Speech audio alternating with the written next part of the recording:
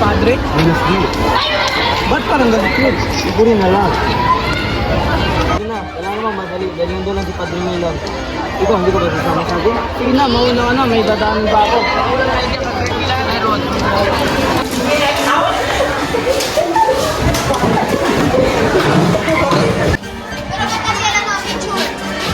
Dito na si Padre Milan. Oy, Bill, magandang umaga. Magandang umaga. Magandang umaga. Di ba kayo nakakita sa akin? Dito! Sino po kayo?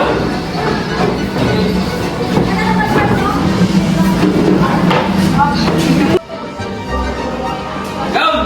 Madali ang ating klase.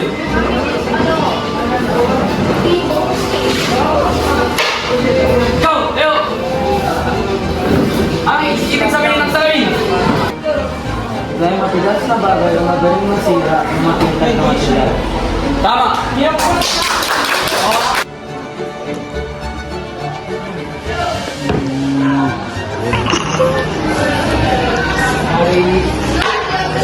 Ikaw, anong uri ng mirror ang nagpapakita kapag tinalihan ng burnish? Dahil pinuturo ng glass wood. Haha! Iba rin yung batang ito. Ang uri ng salamin ang nagpapakita kapag tinalihan ng varnish. Maaari na bubande lahat ng ito ay tama. Sige, sumasang-ayon ka ba na alisin ko ang puting tila salamin? Ito ba ay mananatiling isang salamin? Ano ang maging resulta? Mananatili pa rin itong puti. Buka mo may pinamanang kung kaya mo, Juanito. Ang salamin nasa ibabaw, ang salamin nasa ilalim. Hindi ako sangayon. Sige, kung ganun. Kaya nyo bang sabihin na ang mga bagay sa ilalim ng salamin ay makaka-apekto ng nasa ibabaw ito?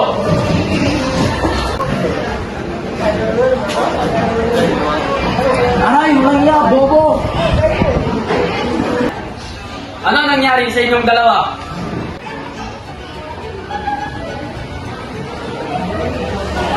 Ikaw! Sagutin mo ang tanong ko. Ikaw, tumingin ka! Ayon sa aklat, ang salamin ay gawa sa tanso o iba pang metal. Tama o mali? Yan po ang sinasabi sa aklat, Padre. Huwag kang magpakamatalino. Di mo alam ang leksyon. Ang pangalan mo? Ako po, si Basido Penitente. Hindi ko naman sinasabi na wala akong mga action. Ngunit dapat na beses lang ako di pumasok sa klase.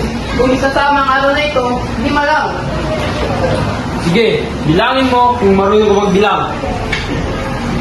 Kung nahuli mo ako ng 5 beses, hindi ibig sabihin yun na 25 beses na akong nawala, Padre. At ngayon, bibigyan kita ng dagdag na marka dahil hindi mo alam ang leksyon.